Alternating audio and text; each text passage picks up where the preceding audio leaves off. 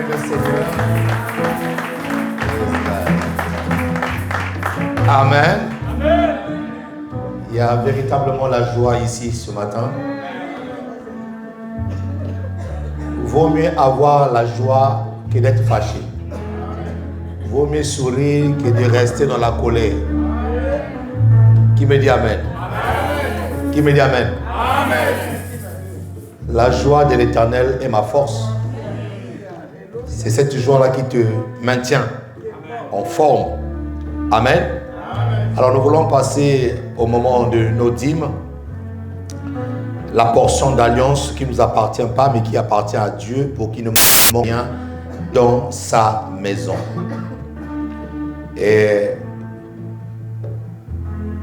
la dîme est celle, et cette chose justement, cette alliance qui fait en sorte que, premièrement, que tu sois protégé. Premièrement, la protection. La dîme, elle est différente de l'offrande.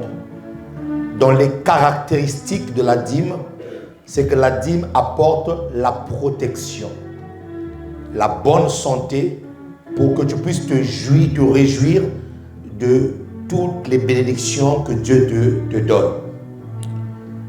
Il y a des personnes qui ne se réjouissent pas même de leurs finances parce qu'à chaque fois, il y a un dévoreur qui passe là. Tu avais prévu cet argent pour faire ceci, mais tu remarqueras que l'argent que tu avais prévu pour faire ceci, tu ne le feras jamais parce qu'il y a un dévoreur qui est passé par là. Il y a un problème qui a surgi et du coup, tu n'as même pas pu accomplir ce projet-là. Or, la dîme va empêcher tous les vautours qui sont autour de toi, qui t'empêchent justement d'accomplir les desseins de Dieu pour ta vie. C'est pour ça que tu ne dois jamais retenir ta dîme. Dis avec moi, je ne dois jamais retenir ma dîme. Non, tu dois toujours donner ta dîme. La dîme n'est pas une affaire de l'ancienne alliance. Non. Parce qu'avant l'ancienne alliance, la dîme existait par la foi avec notre père Abraham. Donc la dîme n'est pas un sujet contractualisé dans l'ancienne alliance. Non. Ça a commencé avant l'ancienne alliance. Et dans l'ancienne alliance, Dieu l'a rendu obligatoire. Pourquoi? Parce que Dieu voulait que sa bénédiction et sa protection soient répandues sur tout le peuple. C'est pour ça que dans la loi de Moïse, elle était devenue quelque chose comme une contrainte où Dieu obligeait les gens. Mais normalement, ça se donne par la foi. Qui me dit Amen? Qui me dit Amen? Et lorsque tu le donnes, derrière la dîme, il y a cette notion d'adoration. Tu viens adorer Dieu avec tes biens, avec ce qui t'appartient. Qui me dit Amen ici là. Et Dieu dit, je lèverai ma main et je menacerai le dévoreur, je menacerai la maladie. Il y a des gens, vous allez voir, il a mis de l'argent de côté pour dire que non, cet argent-là, je veux le garder pour faire ceci. Mais le jour où il se lève pour faire ceci, maladie ou un décès. Il dit, mais à chaque fois, moi, je fais des projets pour faire ceci, il y a toujours un problème. Mais parce que tu ne dois pas ta dîme à Dieu. Il n'y a aucune protection sur toi, en fait. Il n'y a aucune protection sur ta vie. Qui me dit Amen? Amen. Qui me dit Amen ici, là. C'est pour ça que nous donnons notre dîme. Qui me dit Amen? Lève ta dîme. Et pour toutes les personnes qui ont fait le virement de leur dîme via le compte de l'église aussi, vous pouvez lever vos mains là où vous êtes et nous voulons prier le Seigneur. Père, par le nom de Jésus, nous te bénissons, te rendons grâce et nous te disons merci pour l'obéissance, Seigneur, à ce principe. Nous déclarons et nous décrétons que, Seigneur, le dévoreur ne se lèvera jamais sur nos vies et que tout ce que nous allons faire va prospérer. Au moment où ça sera l'instant T, l'instant de T pour faire un projet, Seigneur, tu le réaliseras parce que tu te souviendras que, Seigneur, nous avons apporté dans la maison du trésor, comme me dit ta parole, nos dîmes et nos offrandes. Nous te demandons, Seigneur, de le sceller afin que cela puisse servir à l'avancement de ton œuvre. Il y a des besoins dans ta maison, Seigneur. Il y a des besoins à pourvoir dans ta maison. Et nous sommes acteurs et actrices, Seigneur, de ta main dans l'église, dans des vies,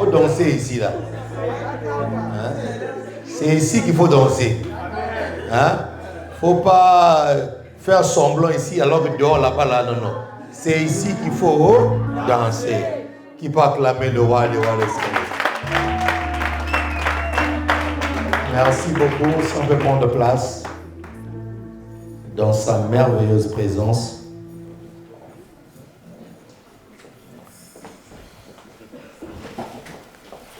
Je vous salue tous au nom de notre Seigneur Jésus. Ce Jésus qui nous a encore rassemblés ce matin, c'est une joie, c'est une grâce d'être dans sa maison. Nous avons simplement répondu à la sainte convocation de Dieu. Au moment où plusieurs personnes ont décidé de faire autre chose aujourd'hui que de venir honorer leur Dieu, nous sommes là pour honorer notre Dieu. Nous sommes là parce que nous ne pouvons pas commencer la semaine sans sa présence. Nous sommes venus nous recharger. Nous sommes venus prendre le carburant divin pour que la semaine prochaine, que sa grâce continue à se multiplier dans nos vies. Nous saluons toutes les personnes qui nous suivent au travers des médias. Que Dieu vous bénisse pour votre fidélité. Nous savons que vous nous suivez un peu de partout.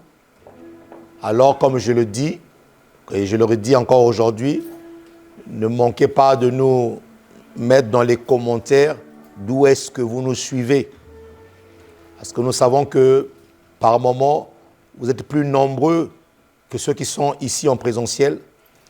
Et donc, vous êtes notre famille et n'hésitez pas, franchement, à venir nous visiter ici, dans ces lieux.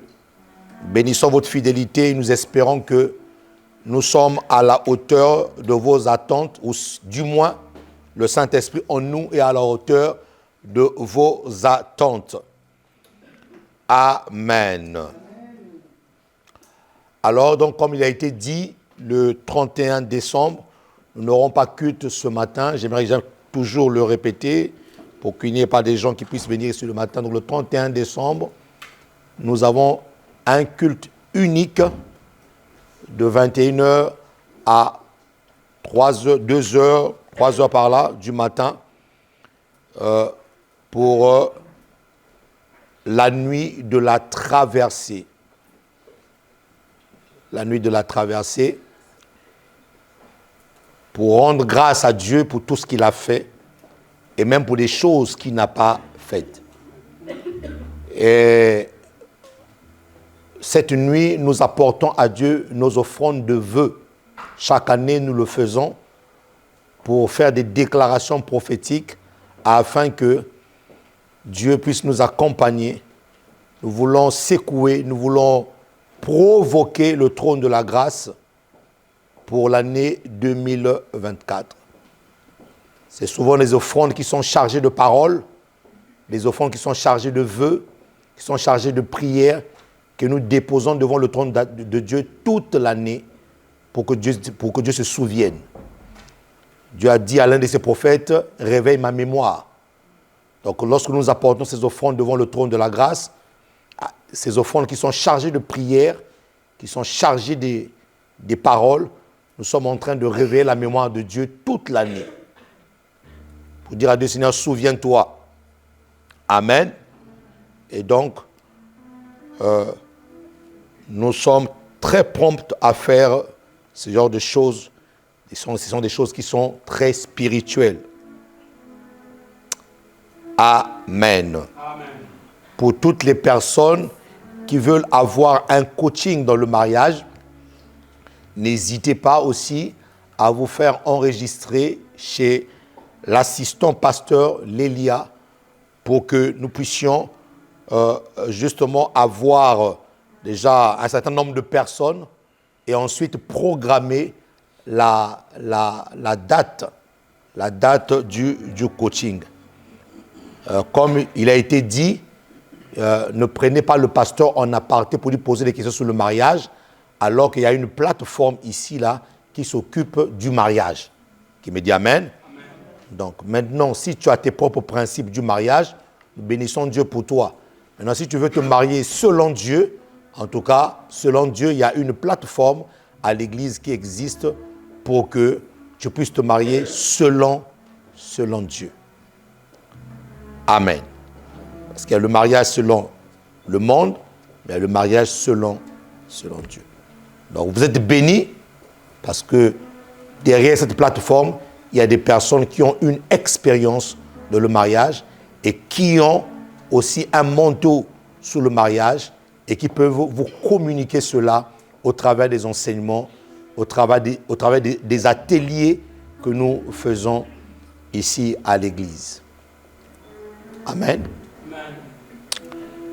Mets ta main droite sur le cœur, nous voulons prier pour la parole. Seigneur, merci pour ta parole. Merci de nous faire du bien ce matin.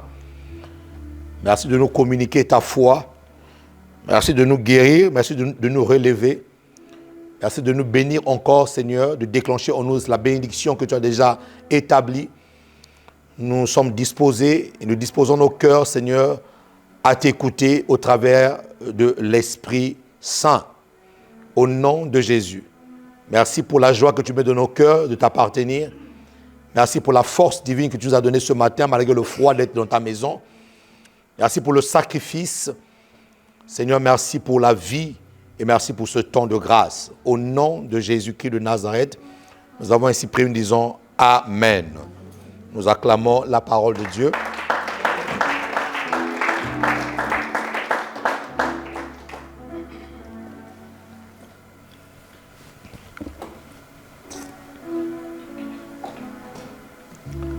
Nous avons dit que la grâce nous a été donnée par la mort de Jésus.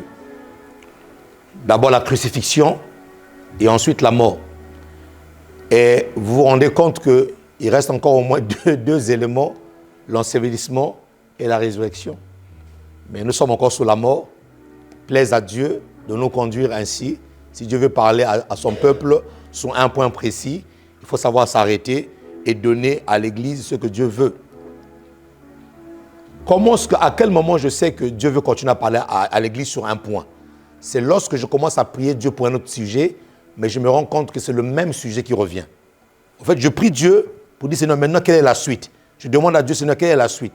Mais quand je demande à Dieu quelle est la suite, à chaque fois, il remet dans mes pensées le même point. Et là, je reconnais que Dieu ne veut pas que j'avance, que j'aille plus loin, mais que j'insiste sur ce point-là. Qui m'amène. Voilà. Et donc, nous avons obtenu la grâce par la crucifixion et nous avons obtenu aussi la grâce par la mort de Jésus. S'il n'y a pas mort, il n'y a pas grâce. Et si Jésus est mort pour nous donner la grâce, ou du moins pour nous mettre dans cette dispensation de la grâce, ça veut dire qu'il y a des choses en toi aussi qui doivent mourir pour que la grâce t'affecte. Tu ne mourras plus pour que la grâce soit grâce, parce que Jésus l'a fait. Mais tu dois mourir pour des choses qui empêchent la grâce de t'affecter, bien que tu sois dans la saison de la grâce. Tu dois mourir pour des choses qui t'empêchent d'accéder à la grâce, bien que tu sois dans la saison de la grâce.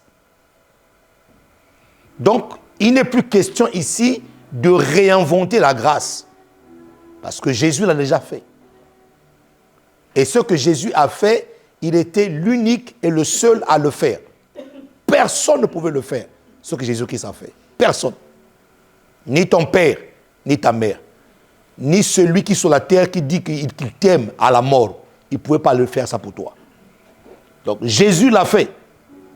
Donc toi et moi, nous sommes dans cette grâce disponible. Dis avec moi, la grâce est disponible. Voilà. Donc il n'est plus question d'inventer la grâce. Il est question de regarder à sa vie et de dire, Seigneur, je dois mourir à telle chose, je dois mourir à telle attitude, je dois mourir à tel comportement pour que la grâce m'affecte. Pour que cette grâce devienne effective. Et on a commencé à décortiquer dans cette mort-là, à voir dans cette mort, quels sont les éléments de la grâce que Jésus nous a donnés au travers de sa mort. Parce qu'au fait, lorsqu'on parle de la grâce est vaste. La grâce est vaste. Déjà, quand on parle de la grâce, je vais le répéter, la première grâce est la grâce, je pourrais dire, globale et générale que Dieu nous a donnée, c'est celle d'être sauvé. D'accord? C'est celle d'être sauvé. La grâce du salut. Et d'ailleurs, c'est pour ça que Jésus-Christ est venu. Pour nous donner la grâce d'abord du salut. Et maintenant, dans cette grâce du salut, le mot salut qui veut dire sozo, en grec S-O-Z-O, dans cette grâce-là, du salut, il y a plusieurs choses à l'intérieur. Au fait, nous avons la grande grâce salut, et dans cette grande grâce salut, il y a plusieurs ramifications, il y a plusieurs branches. Grâce du mariage, grâce d'avoir une maison, grâce d'être en bonne santé, grâce de prospérer dans les affaires, grâce, ouais, la grâce a plusieurs bras, a plusieurs branches. Maintenant, si tu n'es pas dans la grâce salut, tu peux avoir maison, mariage, tout ça là, tu vas aller en enfer. Donc il faut se rassurer que tout ce que j'ai là, je l'ai dans la grâce salut. Qui me d'amène? Tout ce que j'ai obtenu aujourd'hui, c'est parce que je suis dans la grâce salut. Qui me d'amène? Et c'est ça qui fait la différence entre ceux qui ont été sauvés et ceux qui n'ont pas été sauvés. Savez-vous que le soleil se lève pour des bons et pour des méchants? D'ailleurs, donc il y a des gens qui ne prient pas, mais qui sont plus riches que ceux qui sont à l'église. Mais ils ne sont pas sauvés. Il y a des gens qui ne prient pas, qui ne vont pas à l'église, qui ne pleurent pas l'argent, qui ne font même pas de prière. Papa, donne-moi l'argent. Alors qu'il y a des chrétiens qui vont à l'église, qui disaient, papa, donne-moi l'argent. Mais il y a des païens qui ne font pas cette prière-là. Oh. Mais ils ne sont pas sauvés. Maintenant, toi et moi, nous sommes sauvés. Nous sommes dans la grâce salut, qui est cette grâce générale.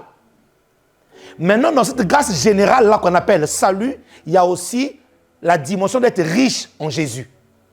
Oh.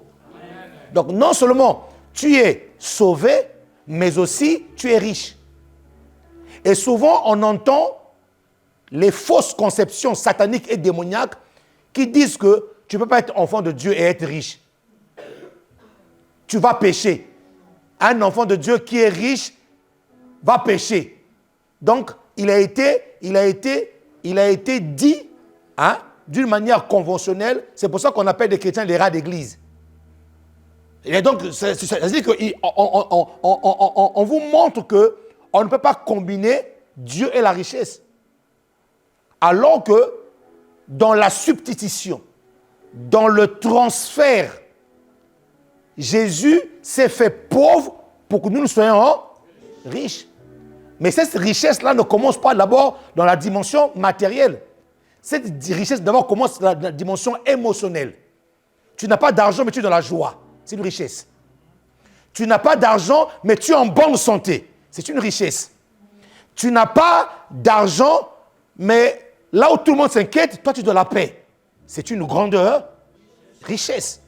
Et ensuite, cette grande richesse intérieure, cette grande richesse émotionnelle qui est en toi, va te donner aussi la capacité d'être riche matériellement et financièrement. Donc, dans la dimension salut, sozo, avant de courir derrière le matériel du monde, avant de courir derrière les richesses du monde, rassure-toi d'abord si tu es réellement dans le salut sauvé. Si tu n'es pas dans le salut sauvé, tu peux frimer aujourd'hui avec ta Bentley, frimer aujourd'hui avec ta grosse maison, tu vas aller en enfer. Donc notre salut à nous, ou bien la réjouissance de nos biens matériels, n'est valable que lorsque je suis en Christ Jésus. Et même des personnes qui font du bien. Est-ce que tu sais que faire du bien ne te donne pas accès au salut éternel. Non. Mais quand tu fais du bien en Christ, ça ne te donne pas le salut éternel, mais c'est dans la couronne. Est-ce que je me fais comprendre? C'est pour ça que les grands saints qui font des dons aux gens, je citais les noms ici, mais vous connaissez, hein? Et, les aides, des grands centres qui font des aides humanitaires, même au travers du monde, qui me dit amen. Ils le font, gloire à Dieu. Mais ce n'est pas ça qui va leur sauver. Parce que le salut en Jésus ne s'obtient pas par les œuvres, mais par la foi en Jésus-Christ de Nazareth. Voyez? Donc, tu peux dépenser tes milliards pour dire que non, tu as aidé un coin du monde, à avoir de l'eau. Ou tu as injecté ton argent dans les laboratoires pour éradiquer le sida. Écoute-moi très bien. Même si tu es le prix Nobel même si tu reçois le prix Nobel de la personne qui a éradiqué le sida dans le monde, si tu n'as pas dit oui à Jésus-Christ, tu vas à l'enfer. Donc même le bien que nous faisons doit se faire en Jésus-Christ. C'est pour ça que c'est une mauvaise conception d'entendre des gens qui disent que non, même si je ne vais pas à l'église, même si je ne crois pas en Jésus-Christ, ce n'est pas grave. Moi déjà je fais du bien. Mais tu fais le bien en qui? Parce que Satan aussi peut faire du bien. Satan aussi peut faire du bien. Regardez, Jésus-Christ a marché sur les eaux. Mais aujourd'hui aussi, on a des magiciens qui marchent sur les... Est-ce parce qu'il a marché sur les eaux qu'il est comme Jésus? Non. Donc, ne vous trompez pas, mes amis. Ne vous trompez pas. Même le bien que nous faisons doit se faire en Christ Jésus. Un bien qui n'est pas fait dans le Seigneur n'est pas comptabilisé au ciel. Ça vous choque, ça vous choque. Un bien qui n'est pas fait dans le Seigneur n'est pas comptabilisé au ciel. Ce n'est pas ça qui donne le salut. Donc, nous disons que quand je dis que je suis dans la grâce, c'est une grâce générale du salut. Maintenant, dans cette grâce générale du salut, il y a des ramifications de grâce. Grâce du mariage, grâce des affaires, grâce de chanter, grâce de prêcher, grâce de faire ceci. Il y a plusieurs ramifications de la grâce. Qui me dit amen ici, là. Est-ce que vous comprenez mes propos, pas mes amis? Qui peut acclamer le Seigneur ici, là?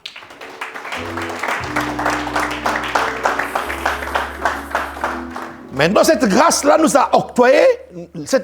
nous a été octroyée par la mort de Jésus. Et cette mort de Jésus nous a donné plusieurs éléments de la grâce. Il y a des choses dans la grâce, pour que tu puisses les avoir, tu dois mourir en toi-même. Si tu es trop vivant, tu ne pourras pas. Il y a des chrétiens qui sont trop vivants. Et ils ne peuvent pas accéder à cette grâce.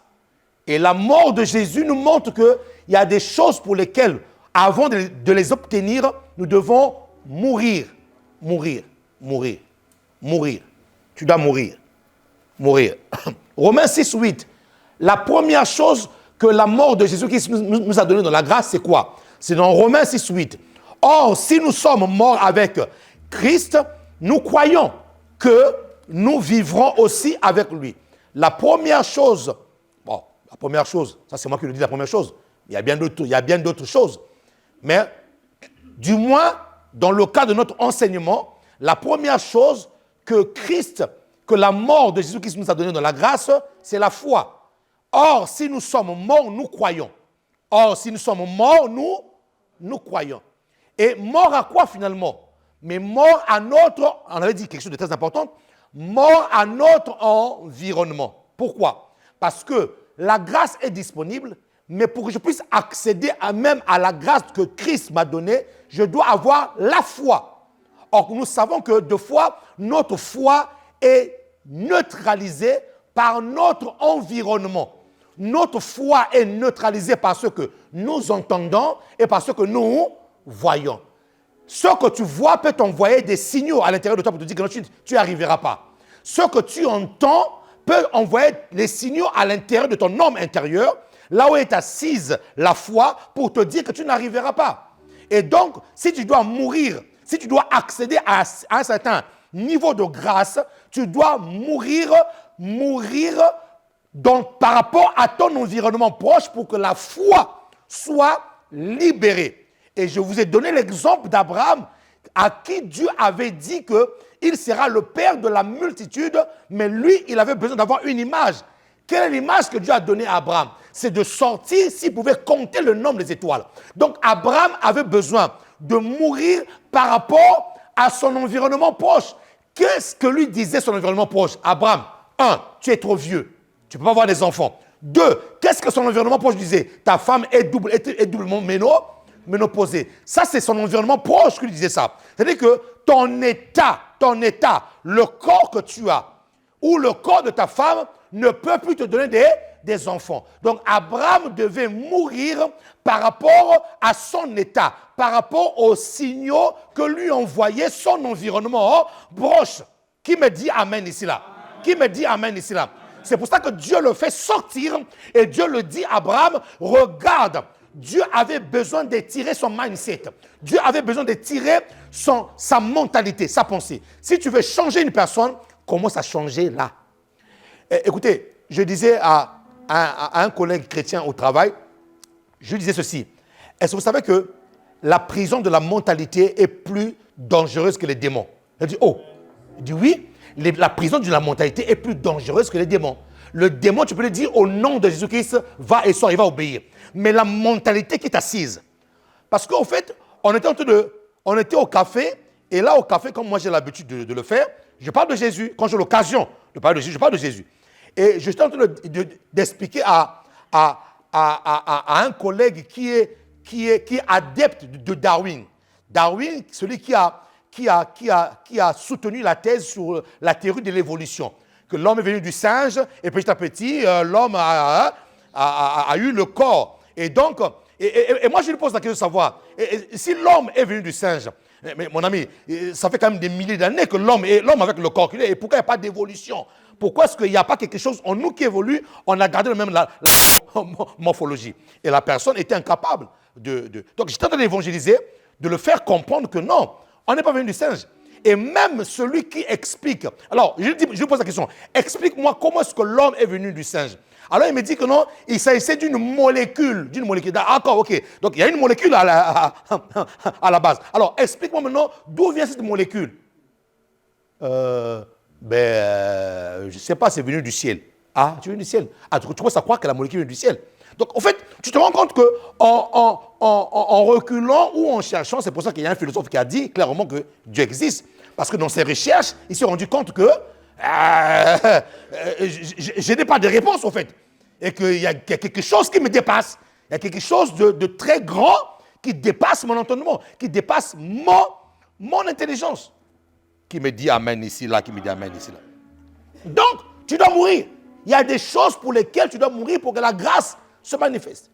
Si nous croyons, si nous sommes morts, voilà. Si nous sommes morts, nous croyons.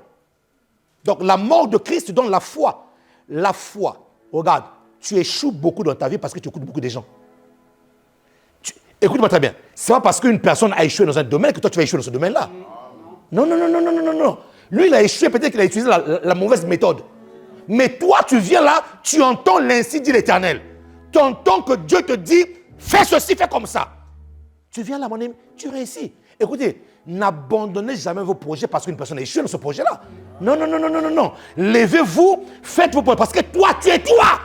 Toi, tu n'es pas lui. Toi, tu marches avec le Saint-Esprit. Tu as une inspiration divine. Donc là où lui, il a échoué, ça, c'est son problème. Mais toi, tu as un Dieu qui parle, qui me dit Amen ici, là. Donc, pour que même ta foi soit libérée, tu dois mourir à ce que les gens disent. Et oui, une personne, écoutez-moi très bien, je vais encore te choquer ce matin. C'est pas parce qu'une personne a une expérience de 15 ans et que toi, tu as une expérience d'une année que tu ne peux pas réussir là où lui, il a 15 ans d'expérience. Non, mon ami, fais attention. Et il va te dire que non, mais écoutez, moi j'ai quand même de l'expérience. Oui, tu as de l'expérience. Mais écoutez, moi aussi, Dieu m'a dit, faites-le parce que Dieu t'a... Oui, parce que la foi, c'est l'entendre aussi. Maintenant, si Dieu ne t'a pas dit, en ce moment-là, tu peux t'appuyer sur son expérience. Mais si Dieu t'a dit quelque chose de concret, alors mon ami, dis-lui merci pour l'expérience, mais moi, Dieu m'a dit, parce que la foi vient de ce qu'on a, et ce qu'on entend vient de là. de la parole réma. Il y a une parole qui te pousse, il y a une parole qui te dit, fais-le. Et même celui qui a 20 ans d'expérience que toi, puisque tu as une parole réma, mon ami, tu feras de plus grandes choses que lui qui a l'expérience de 15 ans. Est-ce que je parle à quelqu'un ici là? C'est pour ça qu'il faut que tu meurs dans ton environnement proche. Tu dois mourir. Tu dois mourir par rapport à ce que tu as vu. Tu dois mourir par rapport à ce que tu as entendu. Il y a une personne qui dit, non, moi je ne peux plus me marier parce que franchement, non, ce que je vois, il y a trop de divorces. Pourquoi se marier? Pourquoi se marier alors qu'il y a des divorces? Les gens se sont mariés aujourd'hui, vendredi, un mois après, ils divorcent. À quoi bon ça sert de se marier? Et vous voyez comment est-ce que le diable est en train d'installer un système dans le monde. À quoi bon se marier? Mais attends mon ami, mon ami. Si toi tu as échoué dans le mariage avec ce brigand-là, oui, ce monsieur-là c'était un brigand. C'était un véritable brigand qui t'a trompé, mais tous les hommes ne sont pas pareils. Il y a des hommes qui sont des véritables gentlemen. Il y a des hommes qui sont morts en eux-mêmes, qui sont morts à leur propre vie. Donc quand tu prends une femme, il est mort en lui. Il est mort. Donc c'est pas parce que tu es tombé sur un escroc, un bandit de grand chemin, un trompeur qui t'a donné des bonnes paroles pour t'endormir et te faire rêver sans concrétisation que tout le monde est pareil. Non. Tous les hommes ne sont pas pareils.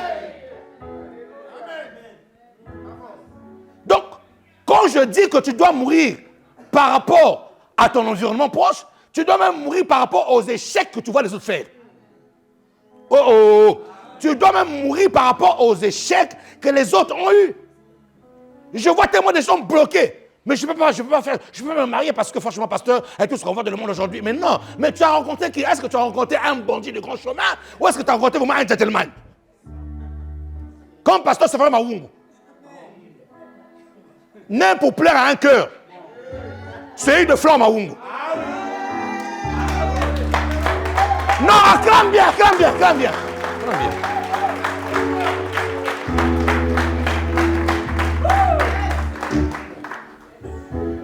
Donc tu dois mourir pour que la foi soit libérée. Meurs dans cette situation-là pour que la foi soit libérée. Sinon tu bloques ta foi. Ça va? Si tu tombes sur un homme qui à chaque fois te dit je te marierai. Je te marierai. Mais je te marierai. Dis-lui, s'il te plaît, ce chant-là, va chanter ça ailleurs, là-bas. Pas ici. À qui me dit amen ici, là? Dis-lui, ce chant-là, pas ici, là. Ici, là, à cette nation, on ne chante pas ce chant-là. Ici, à cette nation, on dit, je te marierai, demain, tu concrétises. Attention aux célibataires ici, là. Je vous ai à l'œil. Et attention aux bandits des grands chemins. Je vous ai à l'œil.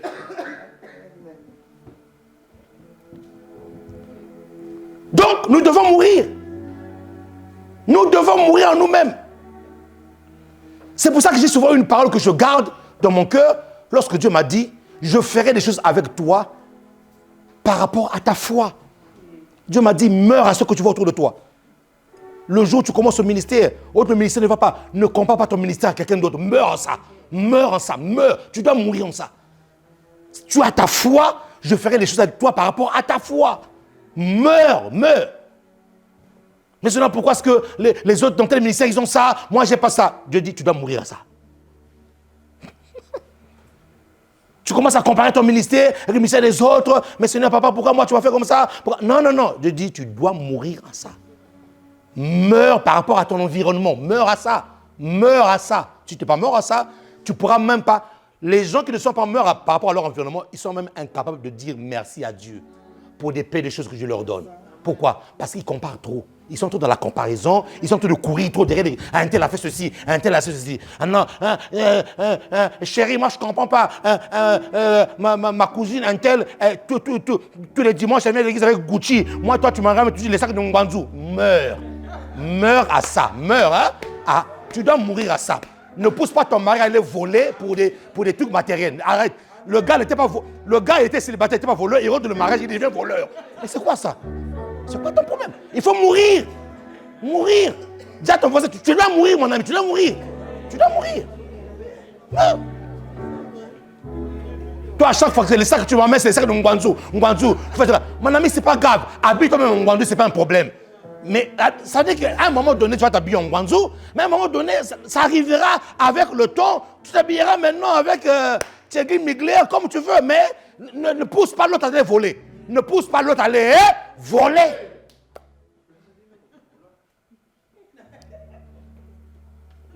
Nos sœurs, je vous salue aussi, vous aussi. Je vous salue. Ouais. Donc vous ne libérez pas la foi. Vous ne libérez pas la foi parce que vous êtes dans des challenges inutiles. Vous êtes dans des... Votre environnement vous détruit la vue. Votre environnement vous détruit la vue spirituelle, au fait. Vous n'arrivez même pas à saisir ce que Dieu veut faire. Non. Nous ne commençons pas tous la vie de la même manière. Chacun a une manière de commencer la vie. Il y en a qui sont nés avec des cuillères en or dans la bouche. Il y en a qui ne sont pas nés avec des cuillères en or dans la bouche, mais leur richesse, ils vont le bâtir petit à petit jusqu'au sommet. Ils vont arriver au sommet. Et lorsqu'ils arriveront au sommet, ils vont voir derrière, ils seront fiers de ce qu'ils ont accompli. Mais oui. Donc il ne faut jamais, tu dois mourir en ça. Mourir par rapport à ton environnement. Ton environnement peut affecter les choses que Dieu va faire avec toi. Oui, meurs à ça. Qui me dit amen ici là? Qui peut acclamer le Seigneur de grâce?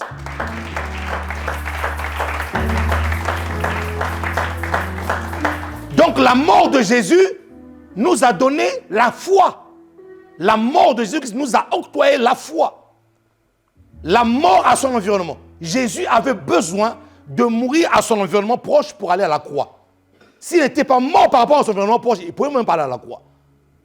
Donc la foi a été stimulée parce qu'il était mort à tout ce qu'il voyait autour de lui. 1 Pierre 2, 24 dit quoi? 1 Pierre 2, 24. 1 Pierre 2, 24. Regardez ce que la mort de Jésus-Christ nous a encore donné.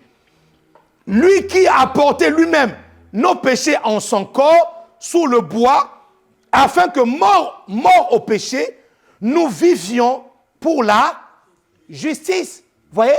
La mort de Jésus-Christ nous a aussi donné quoi? La justice. Et je le répète encore, ce que j'avais dit le dimanche dernier, arrête de te justifier. Arrête de te justifier.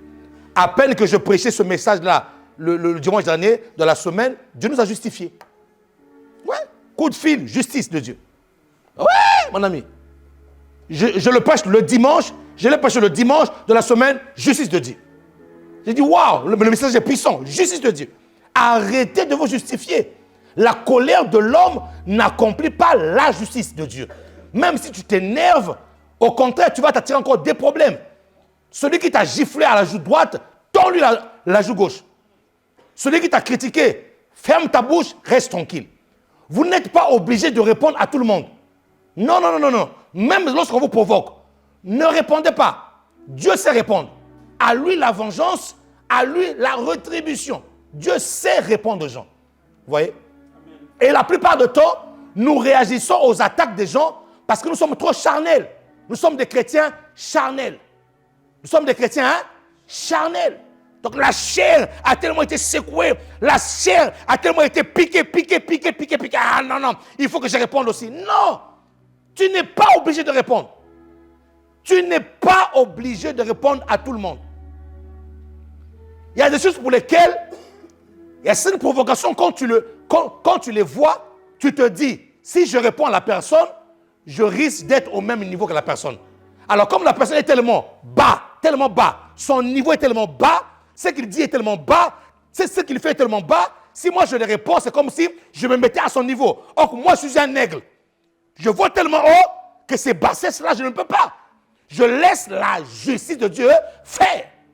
Apprenez à faire confiance à Dieu et à laisser la justice de Dieu travailler pour vous. La mort de Jésus nous a donné la justice.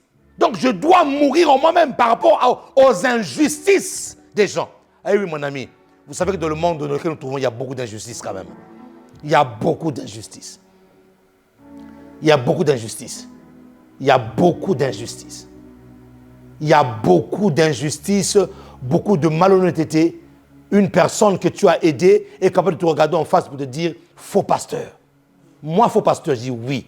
Toi, faux pasteur. Je répète encore. Moi, je suis un faux pasteur. Il dit oui. Toi, tu es un faux pasteur. Je dis waouh. Et vous savez, si vous vous arrêtez sur la méchanceté des hommes, vous n'allez plus aider les gens sur la terre. Je vous avais été. Je disais à ma femme, si tu t'arrêtes sur la méchanceté que les hommes nous ont fait, on n'aide plus personne. Et si on n'aide plus personne à cause de la méchanceté des hommes, ça veut dire qu'on est encore dans la chair. On est encore, hein, les hommes et les femmes, ça, on a réagi parce qu'un tel a réagi comme ça.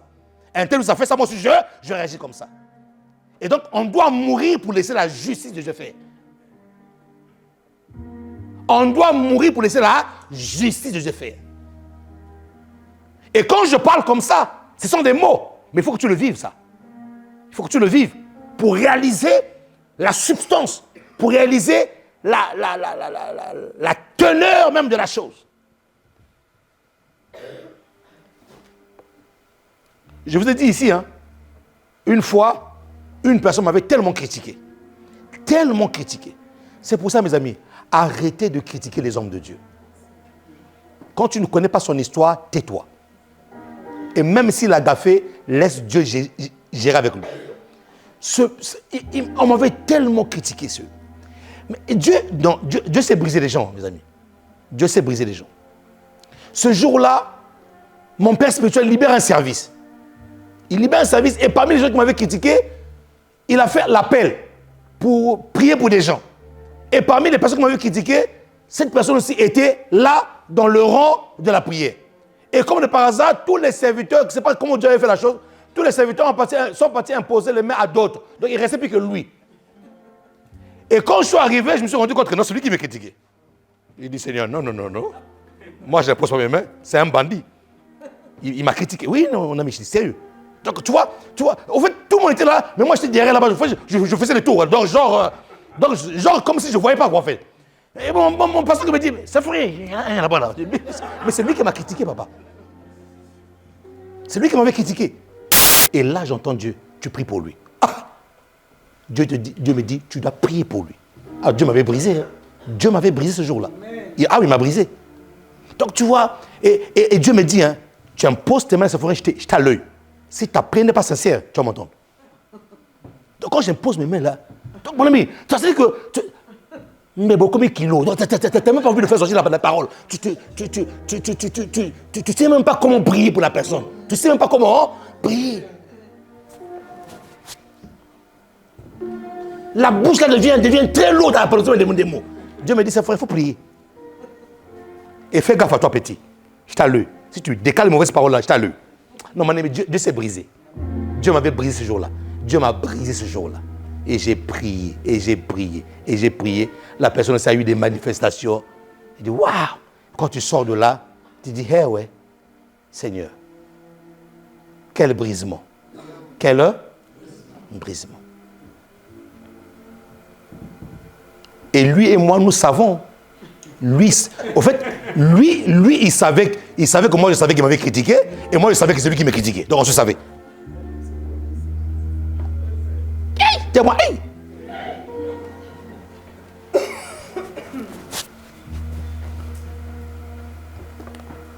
Il faut mourir. Il faut... J'entends quelqu'un dire dans le cœur, hey! C'était moi là. Non. Jamais. Mais c'est comme ça que vous loupez les grâces de Dieu. Ouais. C'est comme ça que vous loupez les grâces de Dieu. Qui peut acclamer le Seigneur ici?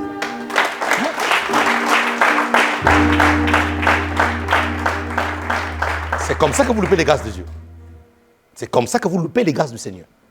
Et tu es venu à l'église, tu as chanté, tu as dansé, tu crois que Dieu t'a exaucé. Dieu a dit, non.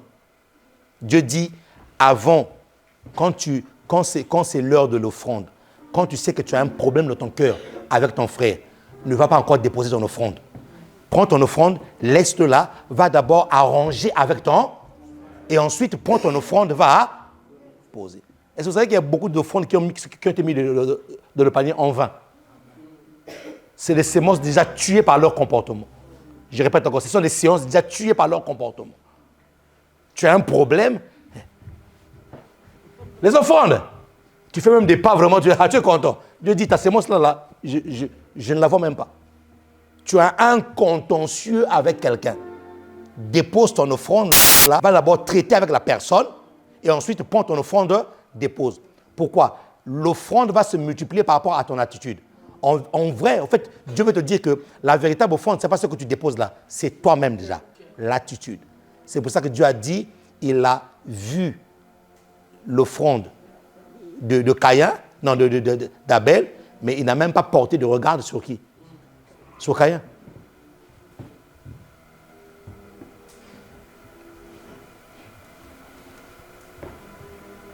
Dis à ton voisin, est-ce que ça va?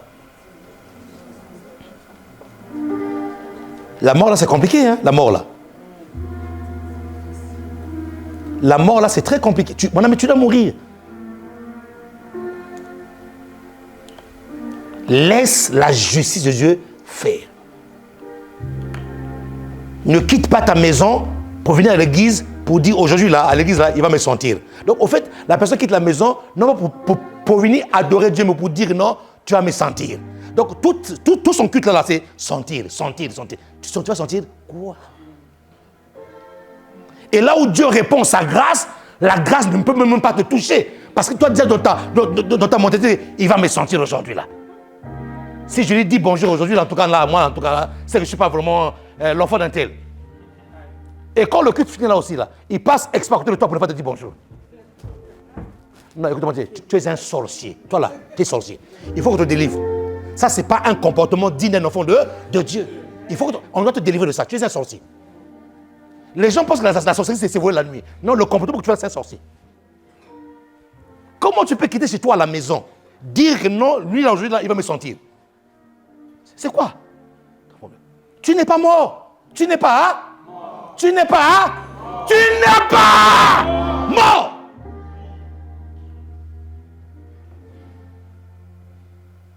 Après, papa, oh, tu m'as abandonné. Non, tu t'es abandonné toi-même. Ne rends pas ta propre justice. Ne rends pas ta propre justice. Mon ami, je répète encore. Ce que je dis là, ce sont des mots. Mais il faut que tu le vives. Il faut que tu le vives. Dès que ça sera, lorsque tu seras prêt à vivre ça là, souviens-toi de la prédication aujourd'hui. Dis à papa, dis, papa, je suis mort.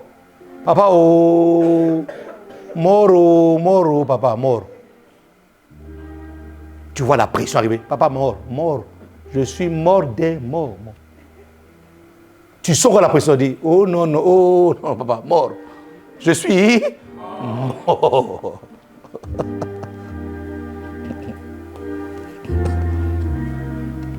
Dis-moi, waouh. Dis à ton voisin, allons plus loin. Colossiens 3:3. Waouh. La mort de Jésus nous a donné la foi de la grâce. La mort de Jésus nous a donné la justice de la grâce. N'est-ce pas? Une personne qui est dans la justice de la grâce ne se justifie pas à lui-même.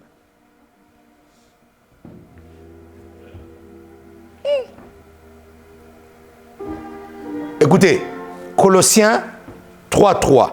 Car vous êtes morts. Est-ce qu'on peut le lire ensemble? 1, 2, 3. Car vous êtes morts. Et votre vie est avec Christ en Dieu. Quand Christ, votre vie, paraîtra, alors vous paraîtrez aussi avec eux dans la. Si Christ apparaît, tu apparais avec lui dans la. Waouh. Parole puissante. Faites donc mourir.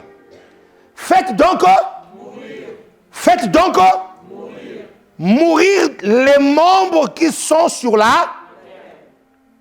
Faites mourir les membres qui sont où? Sur la terre. Ça veut dire qu'il y a des membres qui sont sur la terre. Il y a aussi des membres qui sont dans les. Oh. Ça veut dire qu'il y a des membres terrestres. Il y a aussi des membres spirituels. Mais ici, l'apôtre Paul nous dit de faire mourir les membres qui sont sur la terre.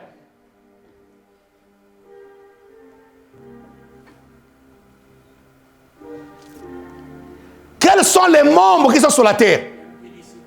Bon, c'est bien, fils. J'aime bien comment tu l'as dit là. L'impudicité. Le ciel considère l'impudicité comme étant un membre du corps de la terre. L'impudicité, l'impureté. Il y a une différence entre l'impudicité et l'impureté. L'impudicité sont des rapports sexuels hors mariage. Adultère, fornication. L'impureté, il n'y a pas relation, mais il y a l'impureté, c'est tout ce qu'on appelle des flirts. C'est pas grave. On n'est pas marié, mais nulle part dans la Bible c'est marqué qu'on ne peut pas faire des bisous. Bisous, mouah. Tu es impur. Tu es impur. Tu es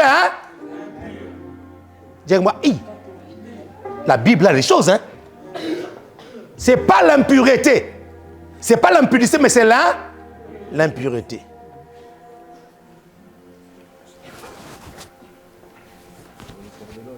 Le mariage, c'est bien. Hein? Amen.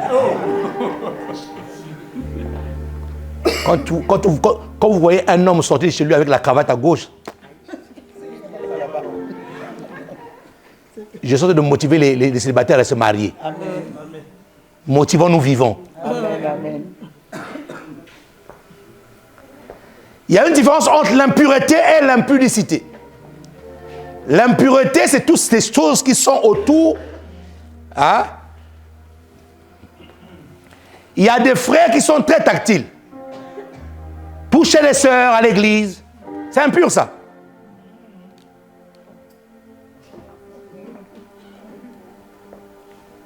Ah, sœur. Frère, tu es impur. Tu es impur. C'est l'impureté. Ce n'est pas ta femme. Tu n'es pas marié. Est-ce que vous savez qu'il y a des femmes, excusez-moi, je vais être pudique, est-ce que vous savez qu'il y a des femmes dans le domaine de la sexualité, leur point sensible, c'est leur épaule? Mais toi, tu es ma soeur, mais c'est son point sensible. Oui. Il y a des femmes, excusez-moi le terme, leur point sensible, ça peut être là, les mollets. Il y a des femmes, tu touches même l'orteil là. C'est son point sensible. Oui, mais toi, tu es impur. Toucher les gens. Toucher. Mais non. Tu vas aller toucher les choses qu'on touche. Bah.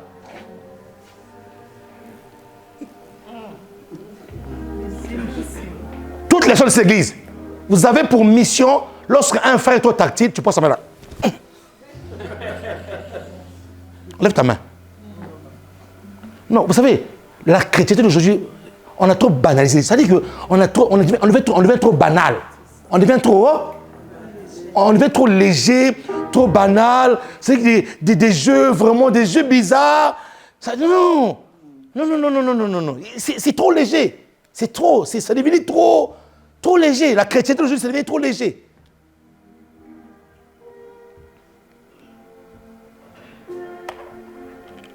Jésus revient bientôt. Ouais. Jésus revient bientôt. Faites donc mourir les membres qui sont sur la... Quels sont les membres qui sont sur la terre? L'impudicité, l'impureté, les passions, les mauvais désirs, la cupidité. Cupide, une personne cupide, avide du gain. Avide du gain à tel point qu'il peut être kleptomane. Une personne qui est dans la kleptomanie, cette personne-là peut avoir un kleptomane, c'est une personne qui peut avoir 3 micros.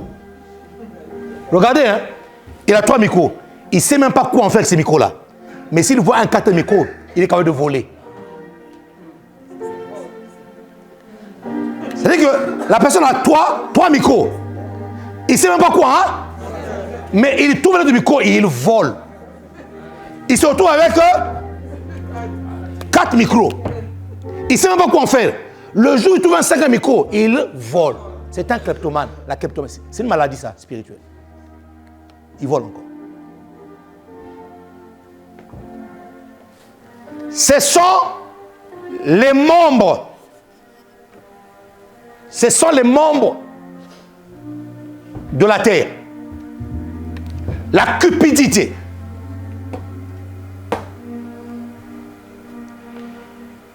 Il y en a qui ont bousillé même leur relation à cause de la cupidité.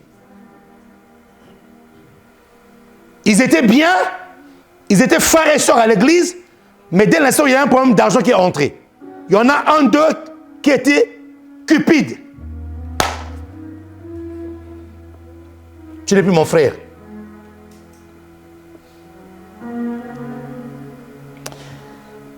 C'est pour ça qu'à l'église, mes amis, à l'église, vous devez avoir avec chaque frère et chaque sœur des relations saines. Des relations saines. Quand tu remarques avec un frère, une sœur à l'église, vous vous mettez ensemble pour faire quelque chose que ça va vous ramener des problèmes. Ne rentrez pas là-dedans. Oh oh! Tout Israël aussi n'est pas Israël. Il y a des gens avec qui tu t'associes ici à l'église pour faire quelque chose. Il a encore un problème de cupidité. Il y a des gens avec qui tu t'associes ici à l'église. Il a encore un problème de vol. Il y a des gens avec qui tu veux t'associer encore ici à l'église. Il a encore un problème de mensonge. Après, tu vas dire, ah, mais comment est-ce que les gens qui prient sont comme ça? Mais il a encore un problème à traiter avec Dieu. Oh oh! L'église, c'est comme un hôpital. Chacun vit avec sa maladie. Il y en a qui sont traités avec quoi? Avec les quinines, les nivaquines. Il y en a, il faut vraiment la perfusion. Il faut qu'ils soient vraiment alités comme ça pendant des jours. Pour que vraiment que ça rentre dans les zones, pour qu'ils soient guéris. Donc, cherchez des relations saines à l'église. Saines. Des relations saines.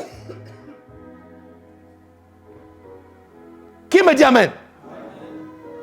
Associez-vous à l'église avec des personnes qui sont matures.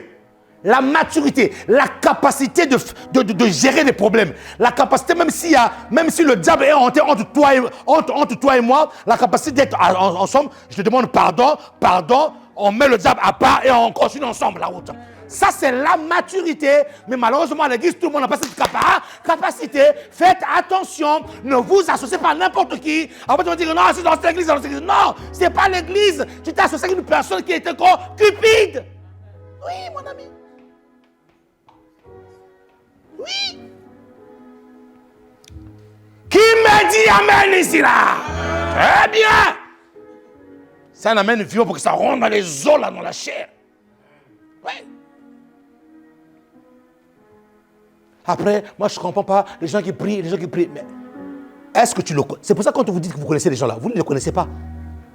Non. La personne est encore en lutte avec Dieu. Dans des choses, il lutte. Seigneur, enlève-moi ça. Seigneur, brise-moi dans tel domaine. Faites attention. Faites attention. Est-ce que je parle à quelqu'un ici là? Est-ce que je parle à quelqu'un ici là, mesdames? Est-ce que je parle à quelqu'un ici là? Faites mourir ces choses. Dit la parole de Dieu.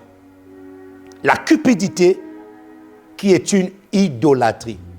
Alors, ce qui est formidable, c'est que dans la cupidité, derrière, on a ajouté, la cupidité est une idolâtrie. C'est-à-dire qu'une personne qui est cupide, avide du gain, est en train d'adorer son gain. Cette personne est capable de tuer, vous savez. Elle est capable de tuer parce que, au fait, il est possédé par ce gain-là. Il est dans son esprit est possédé par le gain. Donc, s'il veut te faire du mal, il va te faire du mal. Ouais. S'il faut t'éliminer, la personne va t'éliminer à cause du gain. Parce qu'il est cupide. Mais non, mon point n'est pas là. Mon point est ceci. Colossiens 3:3. Car vous êtes morts et votre vie est cachée. La mort de Jésus nous a donné quoi? La cachette. La mort de Jésus nous a octroyé. Il y a des choses, mon fils Ben, dans la vie, avant que la grâce puisse t'affecter, Dieu doit te cacher.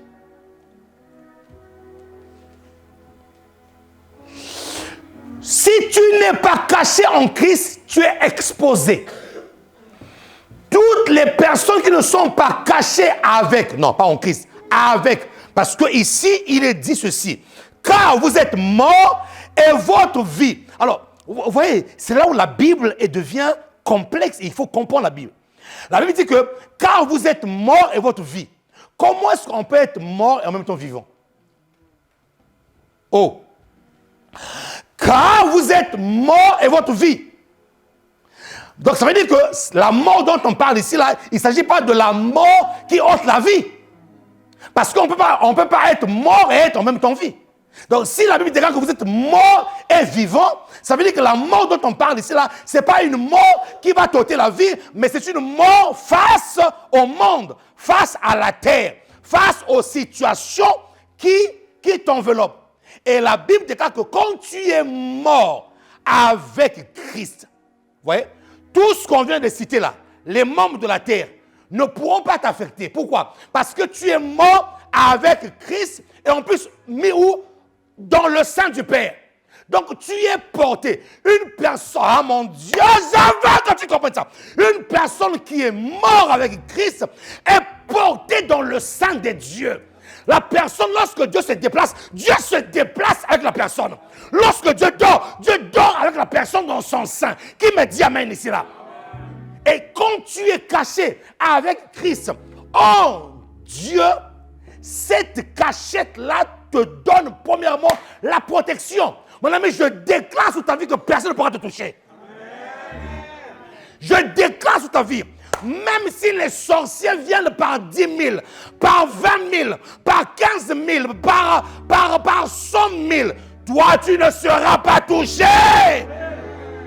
Je déclare sur ta vie que 1000 tombent à ta gauche, 10 000 à ta droite, toi, tu ne seras pas touché.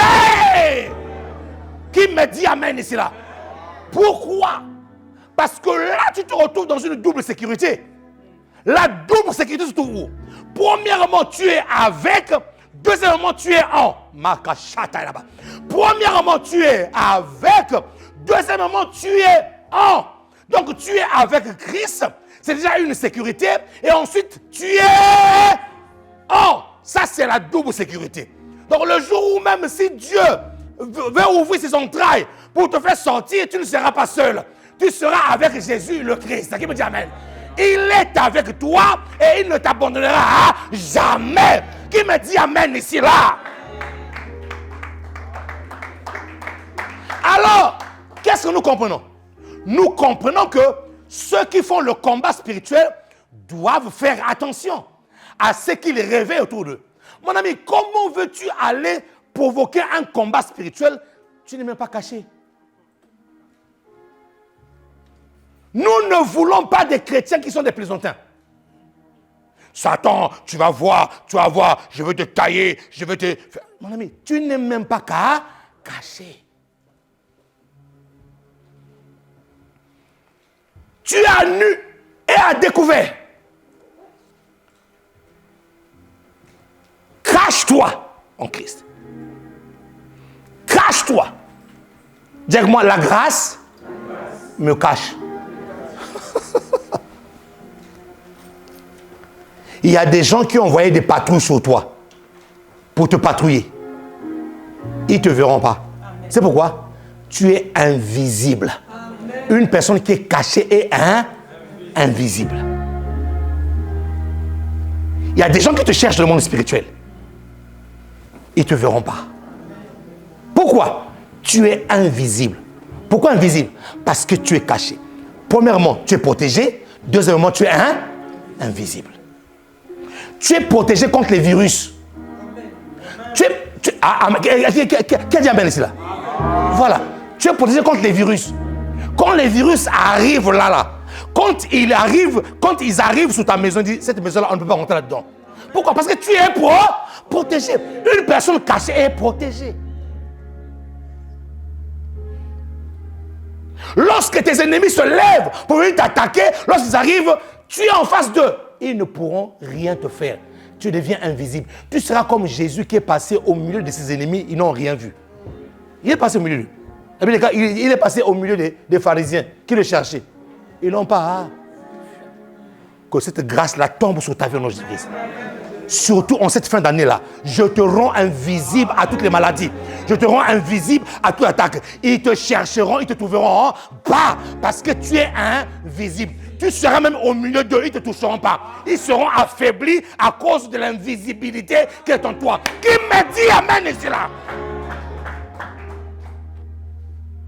La grâce te cache, mon ami. La grâce me rend invisible. La grâce me protège. Mon ami, lorsque nous dormons pendant la nuit, vous ne savez pas les combats que Jésus-Christ livre pour nous. La Bible dit qu'il est assis à la droite de Dieu et il intercède. Il y a une semaine, on a loupé un accident. J'ai dit, waouh. On rentre à la maison, on traverse une zone très sombre. Très sombre. Et je ne pouvais pas mettre les pleins phares parce que la personne qui venait, il y avait des gens qui venaient en face de moi. Donc je ne pouvais pas mettre plein phare parce qu'on risque de les éblouir. Et là, on roule. Comme de par hasard, il y a un lapin qui traverse là. On ne sait pas d'où il est sorti. Et quand je roulais aussi, il y avait un cycliste juste à droite. Je ne sais pas même qu'est-ce qu'il faisait là. Il ne devait même pas être là.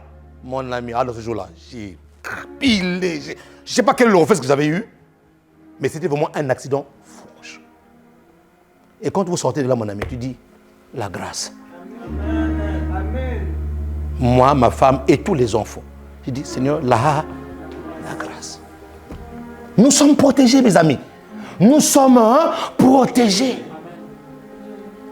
Je ne mourrai pas avant mon temps. Non, je vais accomplir les choses pour lesquelles Dieu m'a suscité sur la terre. Je mourrai accompli. Jésus a dit, tout est accompli. Si mon maître l'a fait, moi aussi, le jour où je ferme mes yeux, je dirai, tout est accompli pour moi sur la terre. Oh, je déclare sur ta vie que tu ne mourras pas dans ton temps.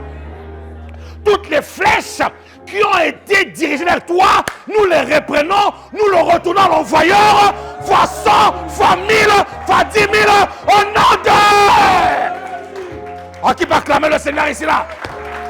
Qui peut acclamer le Seigneur ici? Qui peut acclamer le Seigneur ici? Ça se passe ici, à Salut les Nations. Personne ne sera touché. Personne ne mourra. Nous sommes avec Christ et cachés dans le sang du Père. Personne. Personne. Oh, qui me dit amen? Oh, qui me dit amen? La Bible déclare ceci.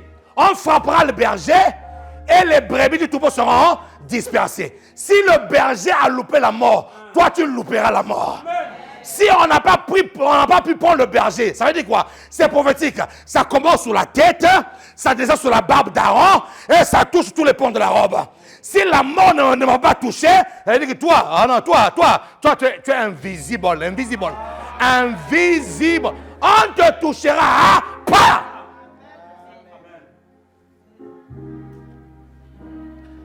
Est-ce que je parle à quelqu'un ici là?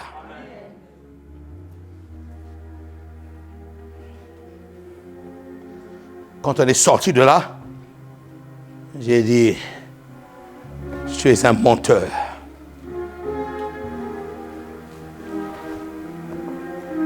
Comment tu peux prendre la vie de 5 sacrificateurs en même temps? 5 sacrificateurs. 5 sacrificateurs. Et pas les moindres. 5 sacrificateurs. Tu es un menteur. Cette grâce-là tombe sur toi. Ah, ça tombe sur toi, mon ami. Toi qui me regardes là en live, là, ça tombe sur ta vie aussi. Oui, ça tombe sur toi. Non. Vous allez commencer à compter le nombre de fois que Dieu va vous ôter des griffes des loups. Vous allez voir ça comme ça. Vous allez commencer à voir des mains invisibles. Tu vas quelque part, tu vois une main invisible te pousser. Tu ne sais même pas qui t'a poussé, mais c'est une main invisible qui t'a poussé. Ça va t'arriver. Pourquoi? Tu es pro. La grâce te protège. C'est-à-dire que quand tu acceptes de mourir en Christ, là, avec Christ, là, tu es dans la protection. Les gens qui ne sont pas morts en Christ, voyez, ils vont chercher des amulettes, ils vont chercher des câbles qu'ils mettent ici, là. C'est ma protection. Non. Tu dis c'est ta protection parce que tu es trop vivant. Si tu es mort avec Christ, ces choses-là, tu n'auras pas besoin de ça ici. Et j'entends cette voix me dire, arrête d'aller consulter les coutumes. Ouais, il y a des chrétiens qui prient, mais qui disent, je prie, mais dans notre coutume aussi. Change ce langage-là. Quand tu es en Christ, tu as un seul coutume. Tu as une seule coutume. Là, c'est les coutumes du royaume des cieux. Ouais, il y a des chrétiens qui sont fiers de dire, parce que nous prions, mais quand même dans notre coutume aussi. Non, tu étais encore la coutume. Tu es encore dans la coutume, dans les principes élémentaires, non pas élémentaires, dans les principes du monde. Voilà. Tu es encore dans les principes de la terre. Voilà. Dans la bouche d'un enfant de Dieu, on ne doit pas entendre je prie, mais on est aussi dans notre coutume aussi. Tu es en train de mélanger Dieu. Dieu ne se mélange. Non. Si Baal est Dieu, allez vers eux. Baal. Si Dieu est Dieu, allez vers eux. Voilà, c'est comme ça. Il n'y a pas, non, je goûte un peu, je fais ma sauce. Non, il n'y a pas ça. Il n'y a pas ça. Qui me dit amen ici là? Donc, je ne veux pas, on va pas entendre dans ta bouche. Non, parce que je prie, mais dans notre coutume aussi. Non. Non, il faut que tu choisisses. Que tu choisisses. La protection. La grâce me protège lorsque je suis mort. La grâce me protège lorsque je suis mort. Je suis mort, la grâce m'accorde la protection, la grâce m'accorde la visibilité, la grâce m'accorde aussi la préparation. Au fait, lorsque Dieu te cache aussi, c'est parce que Dieu veut te préparer. Dieu veut te préparer à recevoir la grâce. Le grand problème que nous avons avec cette nouvelle génération de chrétiens, c'est des chrétiens McDonald's, Quick, Burger King. Des choses vite faites. Les chrétiens ne se préparent plus. Dis-moi la loi de la préparation. Il y a beaucoup d'échecs lorsque tu ne te prépares pas. Vous voyez, un Nganou est parti prendre Dieu. Nganou. Francis est parti prendre Mike Tyson comme coach pour affronter Fleury. C'est ça? Voilà, Fleury. Mais vous voyez, le combat a fait peut-être quelques, je sais pas. Mais regardez la préparation. La préparation était rude. Avec un champion. Il était là, il se donnait des coups, il se préparait. Le grand problème aujourd'hui, c'est que les chrétiens ne se préparent plus. Lorsque Dieu te cache, il ne faut jamais sortir avant ton temps. Est-ce que vous savez qu'il y a des choses qui aujourd'hui, ça ne vous arrive pas encore parce que Dieu sait que tu n'es pas encore prêt. Tu vas entrer dans un combat spirituel. Oh, Satan! Satan dit, oh mon gars, c'est pas moi, oh, c'est Dieu qui te prépare. Il y a des choses que tu vas avoir après la préparation, mon ami. Il y a des choses qui vont affecter ta vie. Il y a certaines grâces qui vont t'affecter lorsque tu vas te préparer. C'est pour ça que dis à ton voisin, viens au cours de mariage, viens au cours de mariage, viens au coaching de mariage. Dis à quelqu'un, viens au coaching de mariage.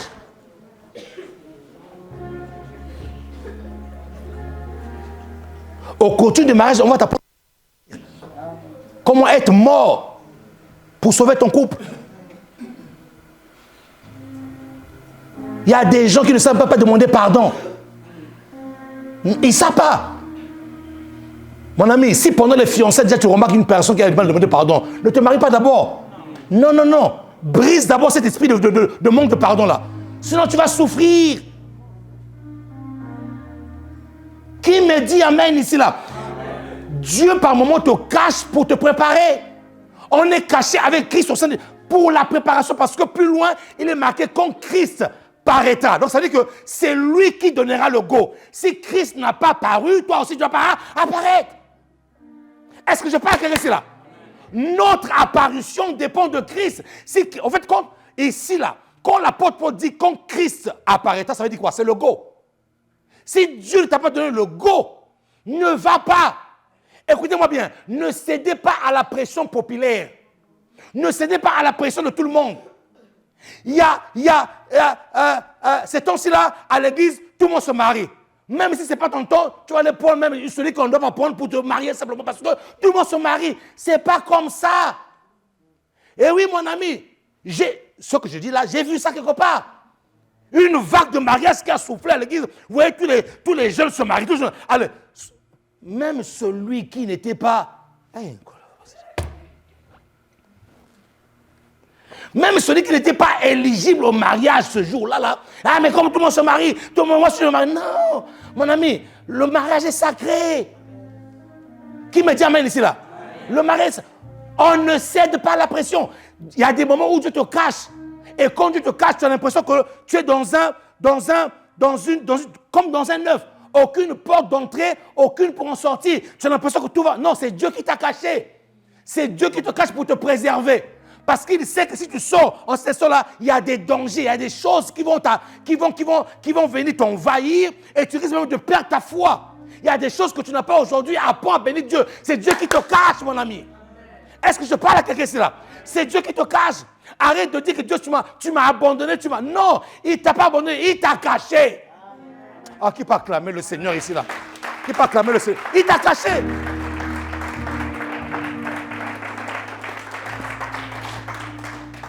Il t'a caché. Il t'a caché.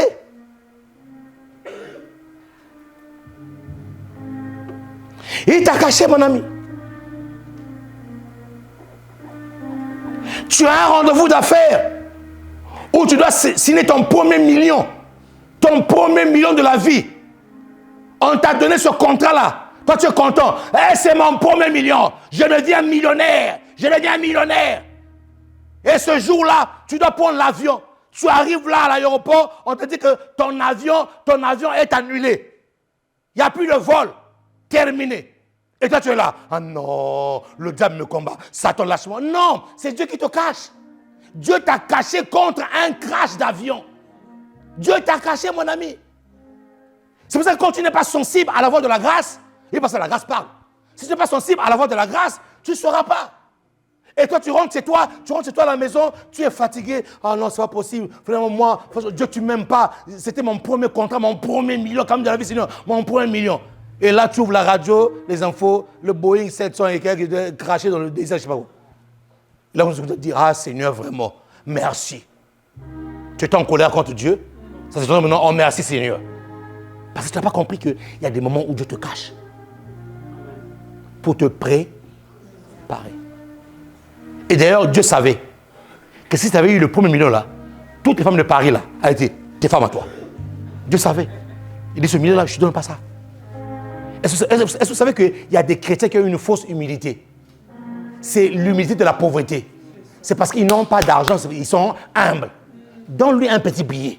Non, mon ami, même les gens de ce... Non, ils ont menti, c'est-à-dire que même la démarche change. C'est-à-dire, non, mon ami, la démarche change. Et quand Dieu voit ça, il dit non, tu n'es pas brisé, il faut que je te cache encore. Oh, est-ce que je parle à quelqu'un ici là?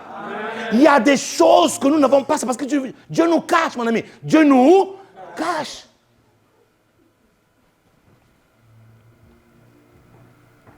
Oh, qui dit amen ici là? Qui dit amen ici là? Dieu nous cache.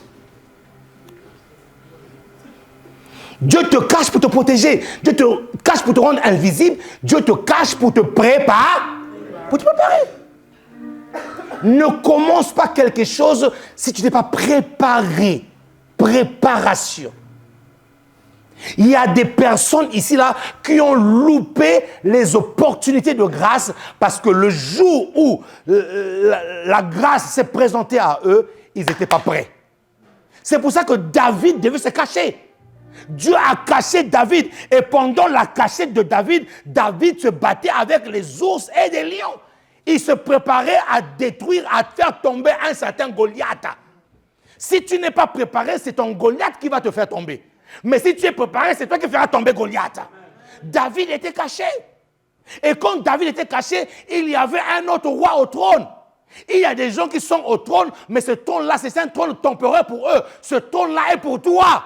Mais comme Dieu sait que tu n'es pas encore prêt, laisse-le au trône. Lui va se réjouir. Il croit que ce trône-là est éternel. Non, non. L'éternité du trône, c'est pour toi. Mais Dieu te cache parce qu'il sait que tu n'es pas encore prêt.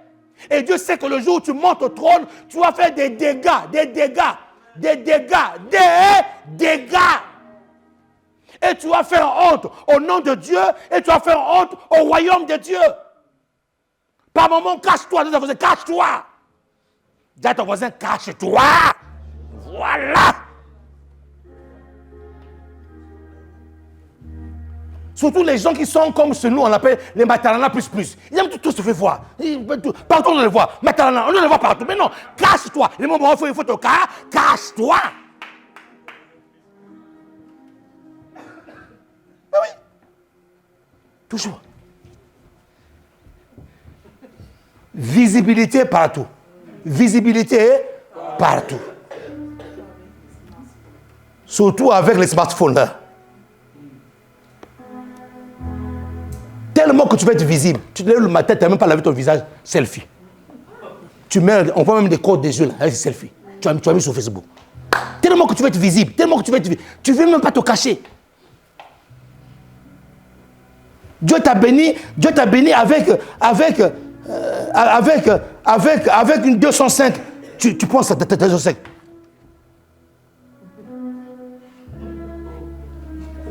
Après, Instagram, YouTube, Facebook.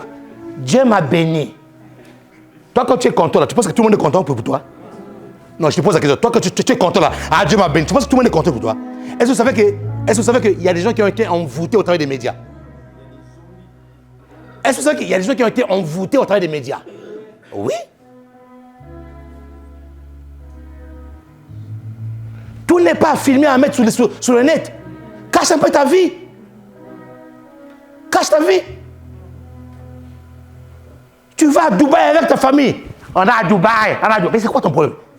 C'est quoi ton problème? C'est quoi ton problème? On va t'envoûter comme ça. Tout le monde n'est pas content de ça, mon ami. Est-ce que vous savez que le net est spirituel? Internet, là, vous savez que c'est spirituel? Oui. Vous qui prenez vos vidéos de nudité, là, vous mettez sur le net. Il y a des gens qui ont volé vos sexes. Oui. Il y a des sexes qui ont été volés dans le net. Depuis que tu as publié ça là, ton coucou là ne se lève même plus. On t'a volé ton coucou. Miséricorde, vraiment, miséricorde. On t'a volé ton coucou. Le jour où tu te maries, ta femme l'a dit, mais ton coucou ne se lève pas. Ton coucou, on a volé ton coucou. On a volé ça spirituellement, on a volé ton coucou. Miséricorde, vraiment, miséricorde. Hey, dis-moi, hey.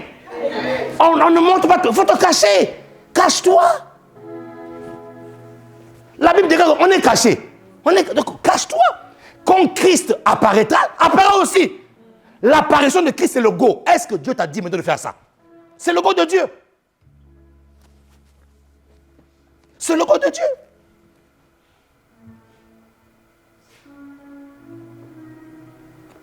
Tu as un proposant. Il ne t'a même pas encore fiancé. Il ne t'a même pas encore marié.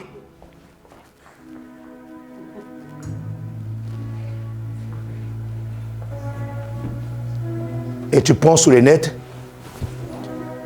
Quand tu as mis ça là, tu viens d'attirer des abeilles. Tu étais seul, hein? Mais le jour là, puisque tu n'aimes pas cacher ta vie, il y aura une autre qui viendra qui sera plus belle que toi. Plus canon que toi. Elle apparaît là comme ça là. Le gars il trompe là. Mais c'est toi-même qui as mis ça sur le net. C'est toi qui as mis sur le net. C'est toi qui as mis sur le net. Le projet n'était pas encore arrivé à son terme. Tu as déjà pris, tu as mis sur le net. Il faut te cacher des fois. Il faut te cacher. Hey!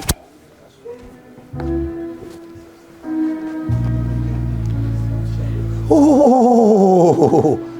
Dieu nous a cachés. Quand Dieu te cache, c'est pour te préparer. Quand Dieu te cache, c'est pour développer une intimité avec lui. Quand Dieu te cache, c'est pour attendre ton temps. Vous voyez, il te cache pour la protection. Il te cache pour te rendre invisible. Il te cache pour te préparer. Il te cache pour développer ton intimité. Il te cache pour faire quoi? Pour attendre ton temps. Il te cache pour attendre ton temps. Ceux qui sont morts avec Christ sont cachés. Ils sont cachés. Ce n'est pas des matalana plus. Ils sont caché. N'ayant comme n'ayant pas. Il peut avoir 1 million sur son compte, mais il est là simple. Il est gentil avec tout le monde. On ne peut même pas supposer que ce monsieur-là, ou cette soeur-là est blindée. Non, non, non. Néant comme néant. Il est caché. Mais quand Christ apparaît, lui aussi il apparaît. C'est tout. Ça va, mes amis? Wow, j'ai tellement de choses à dire, Seigneur. Notez ceci, hein, notez ceci. Il nous cache pour la protection. Il nous cache pour l'invisibilité. Il nous cache pour la préparation. Ça va? Il nous cache pour développer quoi? Une intimité. C'est lorsque tu es intime de Dieu. C'est lorsque tu as été fort avec Dieu que tu peux sortir. Mais toi, tu es encore faible. Tu n'es pas encore l'intime de Dieu. Tu sors, tu t'exposes. Il y en a qui s'exposent au danger spirituel. Et j'entends cette voix me dire encore, c'est un frère, répète ça. Tout le monde n'est pas content de ton succès. Tout le monde n'est pas content de ton évolution. Je vous dis la vérité. La Bible dit que le cœur de l'homme est mauvais dès le commencement. Tout le monde n'est pas content de ce que tu fais. Donc n'utilisez pas le net pour publier vos vies. Non. Et nulle part on te voit sur le net en train de l'évangéliser. Non. Non, non, non. On a dit, faites attention. Internet est spirituel. Très spirituel. Vous voyez, moi, quand je suis filmé comme ça, là, quand on met mes vidéos sur le net, il y a des attaques. Hein? Quand tu commences à dire certaines vérités comme ça, il y a un ami serviteur qui m'a appelé, qui me disait, tu sais, tu déranges avec tes propos. Même sur le net, là, quand tu mets tes trucs là sur le net, tu déranges avec tes propos. Alors, toi, tu n'as pas reçu le manteau de résister contre les démons d'Internet. Est-ce que vous savez qu'il y a des démons d'Internet? Oui. Toi, tu n'as pas reçu le manteau. Tu n'as pas la carrure spirituelle pour te dresser contre ces démons d'Internet là. Tout c'est fait, c'est filmer, dire des choses, balancer. Mais tout le monde n'est pas content. Tu dois avoir une protection. Et je plains tous les nouveaux serviteurs qui sont, on ne sait même pas d'où, on ne connaît même pas leur généalogie. C'est vraiment des mecs qui s'aident. Son père, son généalogie, qui sortent comme ça là, sans protection. Qui t'a ordonné, tu es sous les ailes de qui t'a protégé? Non, non. Moi, je suis serviteur de Dieu. Il vient, il met son costume là. Pour moi, le costume aussi, c'est compliqué. Il met son costume là, il vient sur le net, à lui, à les amis, Dieu. Il parle de Dieu, sans protection.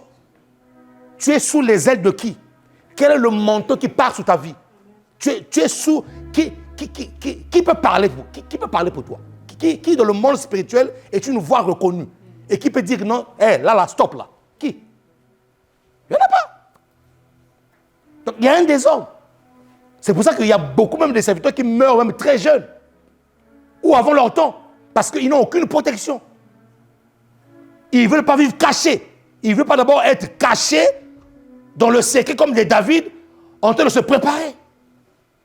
Et que David puisse avoir un mentor qu'on appelle Samuel qui arrive et qui reconnaît son ministère. Et qui nous dit maintenant, David, va, l'Éternel est avec toi. Mais qui est là derrière? C'est Samuel qui est caché derrière. Il y a un Samuel. Quand vous voyez David, c'est qu'il y a un Samuel derrière. Hein? Qui me dit amen ici? Là, qui me dit amen? Oh, qui peut acclamer le Seigneur ici? Qui peut acclamer le Seigneur? Hein?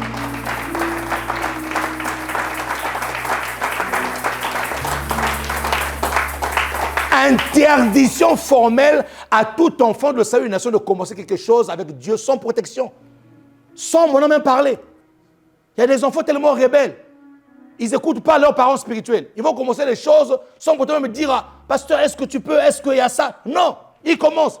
Qui t'a pris par la main, qui t'a introduit dans ce que tu fais? Personne.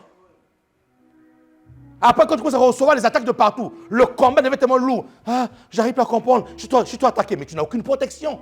Vie cachée, qui te cache? Qui te cache?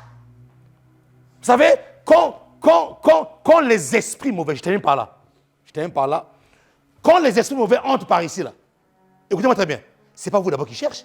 Ils cherchent quel ange de cette maison-là? Quel ange de la maison? Jésus l'a dit en ces termes.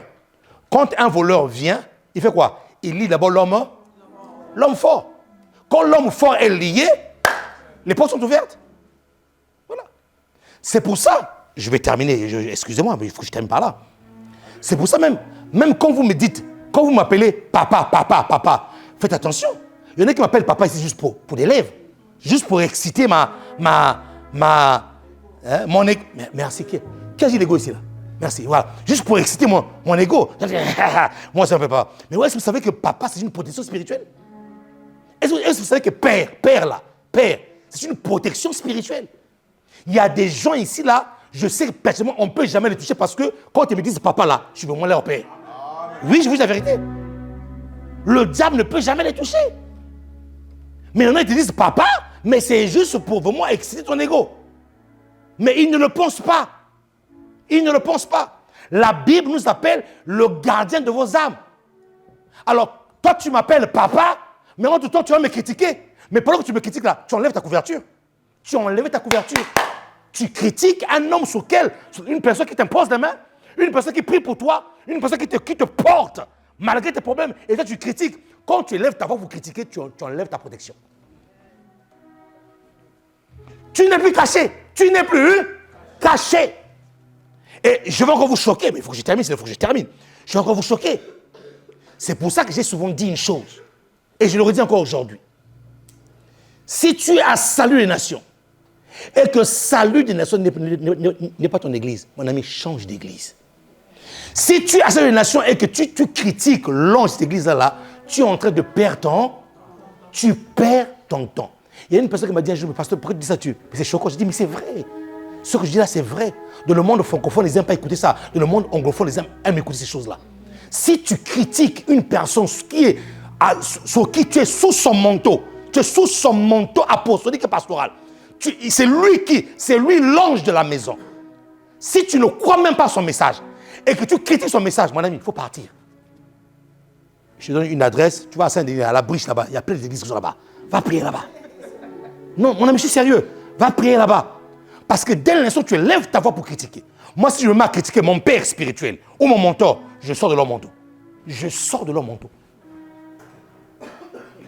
C'est pour ça que vous allez voir dans une église des gens avec des maladies bizarres, incurables.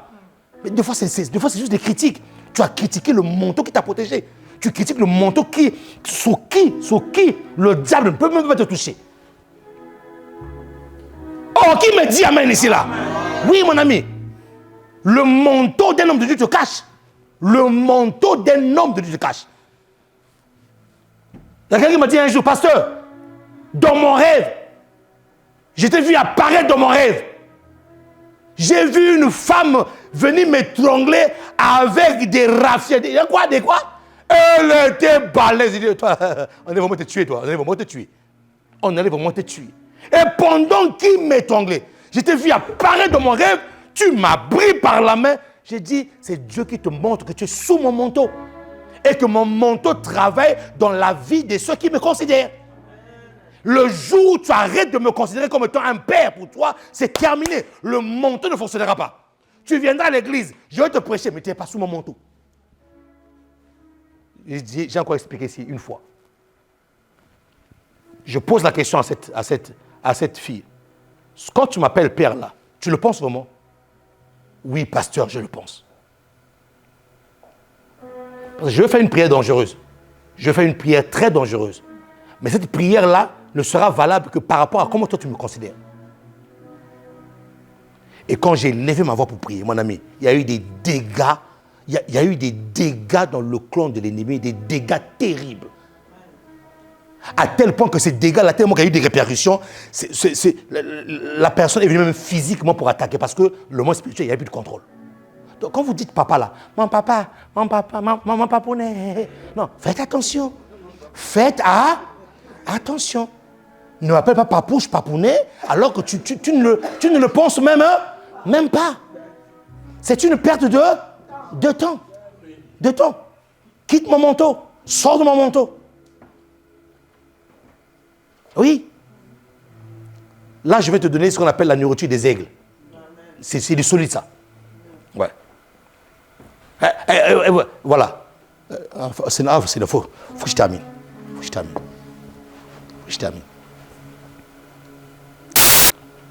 Vous allez voir les gens dire, et ça, j'entends dans mon esprit. Ouais, mais qu'est-ce qu'il raconte? Il raconte n'importe quoi. C'est Dieu qui protège. Continue.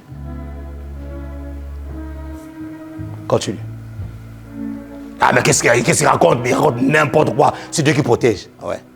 Ce même Dieu l'a dit ceci. Confiez-vous en Dieu, vous serez affermis. Mais confiez-vous à mes serviteurs, les prophètes, et vous réussirez. C'est le même Dieu qui a dit ça. Oui. Le problème, oui, c'est Dieu qui protège. Mais il protège comment? Lève-toi et acclame le Seigneur. Oui, c'est le problème. Lève-toi, acclame le Seigneur. Oh, pousse des cris de joie ici, là.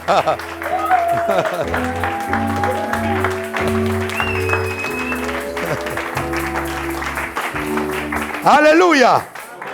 Qui me dit amen ici? Amen. Qui me dit amen ici? Amen. Qui me dit gloire à Dieu?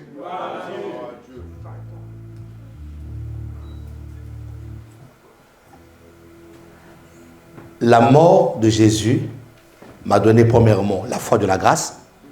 Deuxièmement, il m'a donné la justice de la grâce. Et la mort de Jésus m'a donné quoi? La cachette.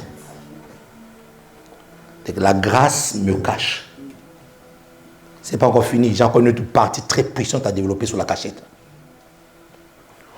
On était parti mis dans les parois escarpées d'une roche. Dieu nous a mis dans les parois d'une roche. C'est là que nous sommes. Toi qui as été exposé à ma voix aujourd'hui, par rapport à ce message,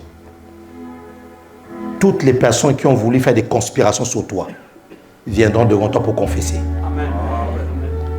Je vois des confessions sortir des bouches des gens. Reste tranquille. Garde tes mains levées. Les apôtres préparent la Sainte Seine. Merci pour ta grâce. Merci pour ton amour. Merci parce que la mort nous a donné cette cachette. Nous sommes morts et notre vie est cachée avec Christ en Dieu. La grâce nous cache de toutes les attaques. La grâce nous donne la protection, elle nous donne l'invisibilité. Cette grâce, oh Seigneur, merci. Merci pour ton amour. Merci Seigneur pour ta présence.